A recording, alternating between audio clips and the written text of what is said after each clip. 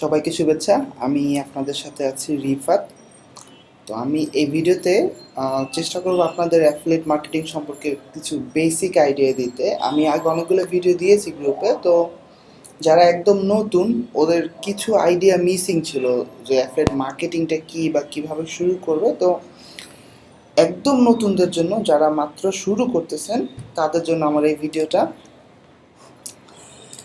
আচ্ছা, এখানে প্রথমে দেখেন যে অ্যাফিলিয়েট মার্কেটিংটা আসলে কি, হোয়াট ইজ অ্যাফিলিয়েট মার্কেটিং।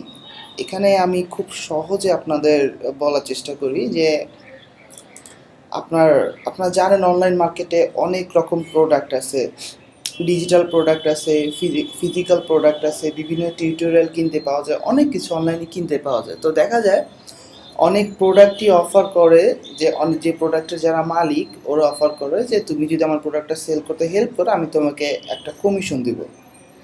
তো অ্যাফিলিয়েট মার্কেটিংয়ের প্রথম যেই কাজটা বা মার্কেটিং বলতে যেটা বোঝায় যে আপনি ফার্স্ট একটা অফার অথবা প্রোডাক্ট একটা সিলেক্ট করবেন যে কোনো মার্কেট প্লেস থেকে, যেটা আপনি প্রমোশন করবেন। অফারটা সিলেক্ট করার পর যেটা হবে যে আপনি এটা আপনার টার্গেট কাস্টমাররা যারা ওই অফারটা কিনতে পারে বা যারা প্রোডাক্টটা কিনতে পারে ওদের কাছে প্রমোশন করবেন। এরপর যেটা হবে, ওই যাদের কাছে প্রমোশন করতেছেন ওদের কেউ যদি আপনার কাছ থেকে প্রোডাক্টটা কিনে, আপনার মানে রেফারেন্সে প্রোডাক্টটা কিনে, তাহলে আপনি একটা কমিশন পাবেন। ব্যাপারটা শুনতে একটু কমপ্লিকেটেড মনে হলেও সহজ বিষয়। খুব সহজে যেটা বলা যায় যে আপনি আপনি অনলাইনে যে কোনো ভেন্ডর যারা এই কমিশনটা অফার করে ওদের সেল করতে হেল্প করলে ওরা আপনাকে একটা কমিশন দেবে। তো এই যে আপনি আরেকজন ভেন্ডরের জন্য বা আরেকজন প্রোডাক্ট ওনারের জন্য আপনি মার্কেটিং করতেছেন এবং ও বিনিময়ে আপনাকে কমিশন দিচ্ছে, এইটাই হচ্ছে অ্যাফিলিয়েট মার্কেটিং। খুব সহজ ধারণা এটা। আচ্ছা, আর অ্যাফিলিয়েট মার্কেটিং শুরু করার জন্য আপনার যে জিনিসটা করা লাগবে সেটা হচ্ছে আপনি অবশ্যই একটা ক্যাম্পেইন সেট আপ করা লাগবে। এখন ক্যাম্পেইনটা কি আমি বলি। ক্যাম্পেইন হইতেছে মানে স্পেসিফিক কিছু কাজের একটা সেট আপ, যে সেট আপ দিয়ে আপনি এই মার্কেটিংয়ের কাজটা করবেন।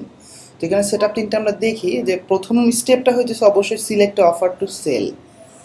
আপনি যখনই একটা ক্যাম্পেইন সেট আপ করবেন অ্যাফিলিয়েট মার্কেটিংয়ের জন্য বা মার্কেটিংয়ে কাজ করার জন্য, আপনার একটা প্রোডাক্ট সিলেক্ট করতে হবে।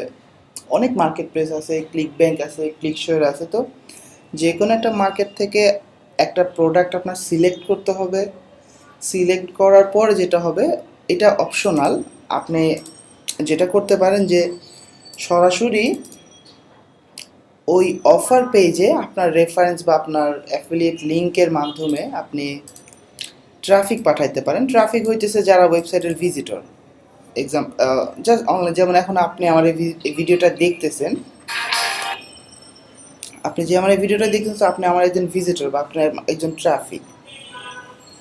তো সেম ওয়ে আপনি হয়তো সরাসরি একটা অফার সিলেক্ট করে সেই অফারে আপনি ট্রাফিক পাঠাতে পারেন, সেল হলে আপনি কমিশন পাবেন। আরেকটা কাজ যেটা করতে পারেন, যেটা সব মার্কেটাররা যারা অরিজিনাল মার্কেটাররা করে, এটা সরাসরি ওরা কখনো এই আপনার ট্রাফিকটা সেলস পেজে পাঠায় না।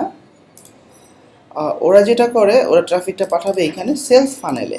এখন সেলস ফানেল কি, আমি একটা উদাহরণ দেখাই। আপনি অনলাইনে ইন্টারনেটে ব্রাউজিং করলে অনেক সময় দেখবেন যে এই টাইপের ল্যান্ডিং পেজ থাকে, যেখানে হয়তো আপনার একটা ইনফরমেশন বা একটা সফটওয়্যার যে কোনো কিছু ডাউনলোডের জন্য আপনার ইমেল অ্যাড্রেসটা ওরা চাইবে।